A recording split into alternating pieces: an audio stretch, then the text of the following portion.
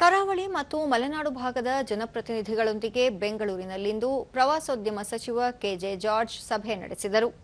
ಈ ವೇಳೆ ಸಚಿವರಾದ ಯುಟಿ ಖಾದರ್, ರಿಜ್ವಾನ್ ಅರ್ಷದ್ ಹಾಗೂ ಜನಪ್ರತಿನಿಧಿಗಳು ಸೇರಿದಂತೆ ಹಿರಿಯ ಅಧಿಕಾರಿಗಳು ಉಪಸ್ಥಿತರಿದ್ದರು. ಬಳಿಕ ಕೆಜೆ ಜಾರ್ಜ್ ಕರಾವಳಿ ಮಲೆನಾಡು ಪ್ರವಾಸೋದ್ಯಮ ನೀತಿಯ ಕರಡನ್ನು ಸೆಪ್ಟೆಂಬರ್ 7ರೊಳಗೆ ಸಿದ್ಧಪಡಿಸಲಾಗುವುದು.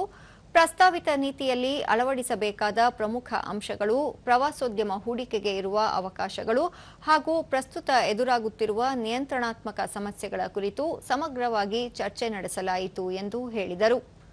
ಕರಾವಳಿ ಮತ್ತು ಮಲೆನಾಡು ಪ್ರದೇಶಗಳು ಕಡಲತೀರ, ಧಾರ್ಮಿಕ ಹಾಗೂ ಸಾಂಸ್ಕೃತಿಕ ತಾಣಗಳು, ಪ್ರಕೃತಿ ಪ್ರವಾಸೋದ್ಯಮ ಸೇರಿದಂತೆ ವೈವಿಧ್ಯಮಯ ಪ್ರವಾಸೋದ್ಯಮ ಸಂಪನ್ಮೂಲಗಳನ್ನು ಹೊಂದಿವೆ.